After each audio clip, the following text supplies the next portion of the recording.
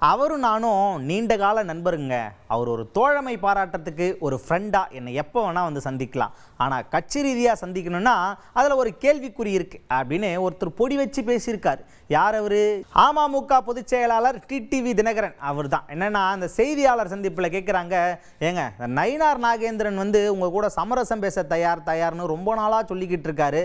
அது குறித்து ஏதாவது பேசுனீங்களா, உடன்பாடுக்கு வந்தீங்களா அப்படின்னு கேட்கும்போது, அவர் என்னோட நண்பருங்க. நீண்ட காலமாகவே நாங்கள் நண்பர்கள் தான். ஒரே கட்சியில் தான் வளர்ந்தோம். இப்போ வேறு இடத்துல இருக்கோம், அது வேறு விஷயம். அவர் பேசுகிறாரு, நான் பேசுகிறேன், ரெண்டு பேரும் மாறி மாறி பேசுகிறதுக்கு பதில் சொல்லிக்கிறோமே தவிர எங்களுக்குள்ள வேறு எந்த முரண்பாடும் கிடையாது. அதனால் சீக்கிரமாகவே உடன்பட்டுருவோம். அவர் என்னை வந்து ஃப்ரெண்டாக எப்போ வேணால் பார்க்கலாம். ஆனால் கட்சி ரீதியாக பார்க்கும்போது தான் சில கேள்விக்குறிகள்லாம் இருக்குது. அதுக்கு முக்கியமான காரணம் என்னென்னா, இப்போ உதயநிதி ஸ்டாலின் இருக்கார் இல்லையா, அவர் கூட பேசியிருக்காரு. அதாவது எடப்பாடி பழனிசாமி வந்து எதிர்க்கட்சி தலைவர் இருக்கிறது தான் எங்களுக்கு வந்து சாதகம், நாங்கள் வெற்றி அடைகிறதுக்கு அது சுலபமான விஷயம், எங்களோட வெற்றியின் ரகசியமே எடப்பாடி பழனிசாமி அவர்கள் தான் அப்படின்னு உதயநிதி ஸ்டாலின் சொல்லியிருக்காரு இல்லையா. இது நல்ல கருத்து. இந்த கருத்தை தான் அதிமுக இணையணும்னு சொல்லிக்கிட்டு இருக்காங்க பார்த்தியா.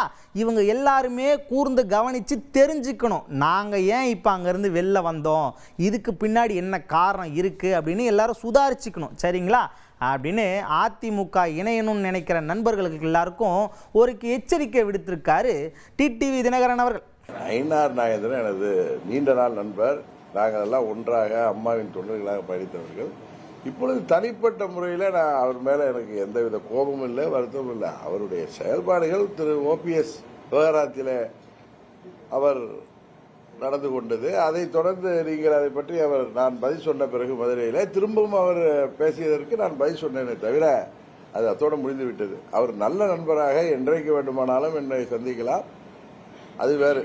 இப்பொழுது கூட நேற்று கூட நான் தொலைக்காட்சியில் பார்த்தேன், நீங்கள் கேட்பீங்கன்னு எதிர்பார்த்தேன். துணை முதல்வர் மன்மிகு உதயநிதி அவர்கள் அருமையான ஒரு கருத்தை சொல்லியிருக்கிறார்.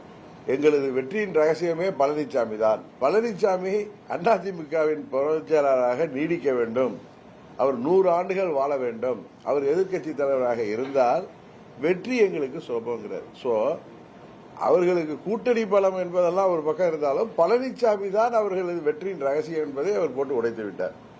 இதை அம்மாவின் தொண்டர்கள் அல்லது அதிமுக ஒன்றிணைக்கணும் சொல்லி முயற்சி செய்பவர்கள் இதை புரிந்து கொள்ள வேண்டும்.